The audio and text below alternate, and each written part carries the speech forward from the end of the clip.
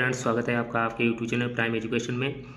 आशा करते हैं आप स्वस्थ और मस्त होंगे। आज हम लोग सीखेंगे घातांकीय भाग पर आधारित प्रश्न। जो हमने ये प्रश्न दिए हैं ये कई पूर्व परीक्षाओं में एसएससी, रेलवे, पुलिस आदि कई परीक्षाओं में कई बार पूछे जा चुके हैं। तो इसका कॉन्सेप्ट आज हम लोग क्लियर करेंगे। तो इसके दो नियम हैं। यदि x⁻n-1 संख्या में n सम या विषम हो तो जो संख्या दी होगी वो x-1 से ही उसमें भाग जाएगा, भाज्य होगी। दूसरा नियम है, यदि संख्या x⁻n+1 में दी गई होगी, यानी कि x⁻n हो और यहाँ पर प्लस माइनस लगाओ, प्लस चिन्ह लगाओ, में जो n होगा वो अगर विषम होगा तो जो संख्या जो होगी वो हमेशा x+1 से ही भाज्य होगी। तो इसके कुछ सवाल हमने नोट किए हैं जो पूर्व परीक्षाओं में कई बार पूछे जा चुके हैं। तो आइए हम इनको हल करते हैं। जैसे कि पहला सवाल दिया गया है कि 3⁻4-1 ये जो संख्या है किस संख्या से पूरी तरीके से विभाजित हो जाएगी। तो हमने अभी आपको बताया कि x⁻n-1 जो संख्या होगी इस तरीके से लिखी होगी वो हमेशा किससे विभाजित होगी, x-1 से। तो यहाँ पर x की जगह कितना है 3 और ये -1 है तो इस किससे विभाजित हो जाएगी, तो x-1, तो x की जगह कितना आ जाएगा 3 - 1, मतलब इसको हल करेंगे तो ये हो जाएगा 2। तो ये संख्या कितने से विभाजित हो जाएगी, 2 से। इसको इस तरीके से भी हल कर सकते हैं। आइए कॉन्सेप्ट पूरा हल कर लेते हैं।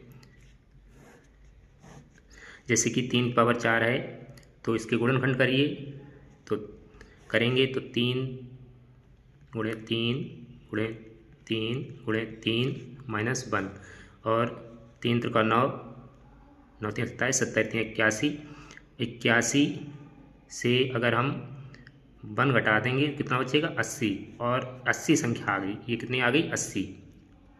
इसको हल करेंगे तो कितना आ गया 80। अब ये पूछा गया 80 किससे विभाजित होगा, तो हमने क्या बताया 3x-1 से विभाजित होगा। तो 3 से 1 कम कर देंगे तो 2 से विभाजित हो जाएगा ये। तो इस तरीके से अगर हम 2 से भाग देंगे तो ये हो जाएगा 40 बार, तो पूरा चला जाएगा। इस तरीके से दूसरा देखते हैं सवाल कि 27⁻32 - 1। यहाँ पर हमें इससे कोई मतलब नहीं, ये संख्या चाहे कितनी भी बड़ी हो और हमें उससे कोई मतलब नहीं है। यहाँ पर हमें सिर्फ सम और विषम संख्या देखना है। यहाँ पर पावर देखनी है, विषम है या सम है, और यहाँ निशान देखना है। तो यहाँ पर पावर कितनी दी गई है, सम दी गई है और माइनस का निशान लगा है। तो यहाँ पर पावर अगर सम या विषम हो और निशान किसका लगाओ, माइनस का, तो हमें क्या करना है x-1 से संख्या विभाजित होगी। तो 27 से 1 कम कर देंगे, ये x का कितना है 27 -1, तो संख्या किससे विभाजित होगी, x-1 से विभाजित होगी। तो 27 से 1 कम कर देंगे तो किससे विभाजित हो जाएगी, 26 से। इस तरीके से तीसरा सवाल देखते हैं कि 4⁻3 - 1 संख्या किससे विभाजित होगी। तो हम ऊपर रूल पढ़ ही चुके हैं कि यदि x⁻n-1 संख्या में n जो है वो सम या विषम हो तो संख्या सदैव x-1 से ही विभाज्य होगी। तो इसी में x⁻n यहाँ पर विषम है लेकिन माइनस का चिन्ह लगा हुआ है, तो किससे संख्या विभाजित होगी, x-1 से। तो 4 से 1 कम कर देंगे तो 3 से संख्या विभाजित हो जाएगी ये। इस तरीके चौथा सवाल 125⁻63 - 1 किससे संख्या विभाजित होगी, तो x-1 लगा हुआ है। यहाँ पर हमें घात देखनी है, चाहे सम हो चाहे विषम हो, तो संख्या किससे विभाजित होगी, x-1 से। तो 125 - 1, तो 125 से 1 कम करेंगे तो 124 बचेंगे। इससे संख्या ये विभाजित हो जाएगी। इसी तरीके से पांचवा सवाल देखते हैं 3⁻3 + 1। अब यहाँ पर प्लस आ गया है तो ये दूसरा नियम यहाँ पर लागू होगा। यदि संख्या x⁻n+1 में n विषम है तो संख्या x+1 से विभाजित होगी। यहाँ पर विषम सिर्फ लगा हुआ, सम होगी तो विभाजित नहीं होगी, और निशान किसका होना चाहिए, प्लस का।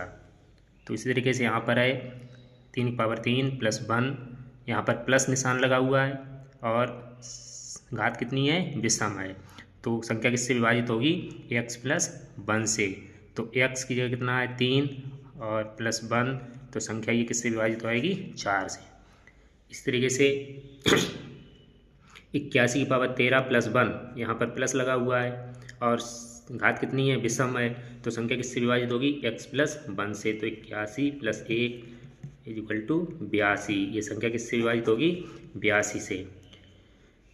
49 की पावर 15 प्लस 1, तो संख्या किससे विभाजित होगी? तो x प्लस 1 से। तो 49 प्लस 1 तो किससे विभाजित होगी? ये 50 से।